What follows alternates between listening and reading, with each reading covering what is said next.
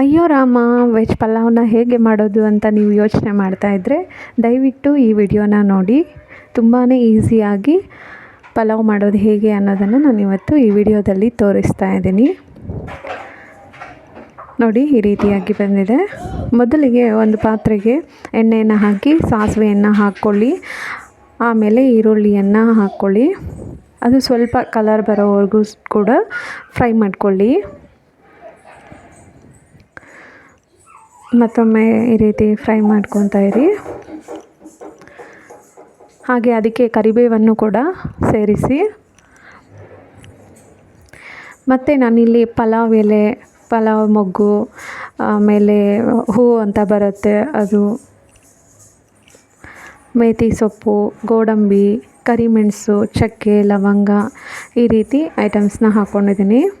ಹಾಗೆ ಸ್ಪ್ರಿಂಗ್ ಆನಿಯನನ್ನು ಕೂಡ ಹಾಕ್ಕೊಂಡಿದ್ದೀನಿ. ಅದನ್ನು ಚೆನ್ನಾಗಿ ಮಿಕ್ಸ್ ಮಾಡ್ಕೊಳ್ಳಿ.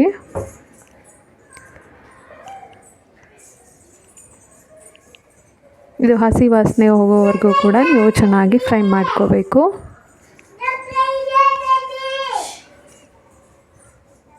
ಅದಕ್ಕೆ ಸ್ವಲ್ಪ ಅರಿಶಿಣವನ್ನು ಹಾಕ್ಕೊಳ್ಳಿ. ಇದು ತುಂಬ ಚೆನ್ನಾಗಿ ಕಲರನ್ನು ಕೊಡುತ್ತೆ. ಇದಕ್ಕೆ ನಾನು ಶುಂಠಿ, ಬೆಳ್ಳುಳ್ಳಿ, ಕೊತ್ತಂಬರಿ ಸೊಪ್ಪು, ಪುದೀನ ಹಾಗೆ ಹಸಿಮೆಣಸಿನ್ಕಾಯಿ ಪೇಸ್ಟನ್ನು ಹಾಕ್ಕೊಂಡಿದ್ದೀನಿ. ಇದನ್ನು ಚೆನ್ನಾಗಿ ಹಸಿ ವಾಸನೆ ಹೋಗೋವರೆಗೂ ಕೂಡ ನೀವು ಫ್ರೈನ ಮಾಡ್ಕೋಬೇಕು. ಆಗ ಪಲಾವ್ ತುಂಬಾ ಚೆನ್ನಾಗಿ ಬರುತ್ತೆ. ಇದಕ್ಕೆ ಸ್ವಲ್ಪ ಟೊಮೆಟೊವನ್ನು ಸೇರಿಸ್ಕೊಳ್ಳಿ. ಮತ್ತು ಉಪ್ಪನ್ನು ಹಾಕ್ಕೊಳ್ಳಿ. ಇದು ಚೆನ್ನಾಗಿ ಬಾಯ್ಲ್ ಆಗುತ್ತೆ. ಈ ರೀತಿ ಫ್ರೈ ಮಾಡ್ಕೋತಾ ಇರಿ, ಆಗಾಗ ಕಲಿಸ್ತಾ ಇರಿ.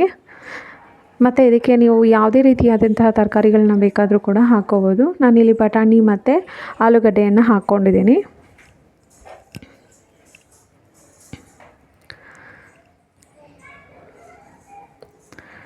ಅಂದರೆ ಕ್ಯಾರೆಟ್, ಬೀನ್ಸು ಈ ಥರ ಎಲ್ಲ ಹಾಕ್ಕೊಂಡ್ರೆ ಇನ್ನೂ ಚೆನ್ನಾಗಿ ಬರುತ್ತೆ. ಮತ್ತು ಕೊತ್ತಂಬರಿ ಸೊಪ್ಪನ್ನು ಹಾಕಿದ್ದೀನಿ. ಮತ್ತೊಮ್ಮೆ ಫ್ರೈ ಮಾಡಿ. ಮತ್ತು ಈಗ ನಾವು ಇದಕ್ಕೆ ಅಕ್ಕಿಯನ್ನು ಸೇರಿಸ್ಕೊಳ್ಳೋಣ. ಚೆನ್ನಾಗಿ ಒಂದು ಸಲ ಮಿಕ್ಸ್ ಮಾಡ್ಕೊಳ್ಳಿ. ಈ ಅಕ್ಕಿ ನಾವು ಎಷ್ಟು 1 ಗ್ಲಾಸ್ ತೊಗೊಂಡಿದ್ರೆ ಅದಕ್ಕೆ 2 ಗ್ಲಾಸ್ ನೀರು ಹಾಕ್ಕೋಬೇಕು. ಅಂದರೆ ನೀವು ಅಕ್ಕಿ ಎಷ್ಟು ತೊಗೊಂಡಿರ್ತೀರ ಅದರ ಡಬಲ್ ಅಷ್ಟು ನೀರನ್ನು ಹಾಕ್ಕೊಳ್ಬೇಕಾಗತ್ತೆ.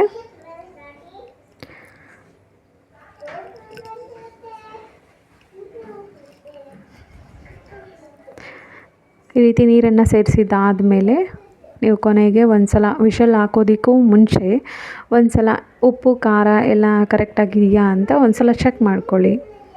ಒಂದು ಸ್ವಲ್ಪ ಟೇಸ್ಟ್ ಮಾಡಿ ನೋಡಿ, ಗೊತ್ತಾಗತ್ತೆ ವಾಟರ್ನ.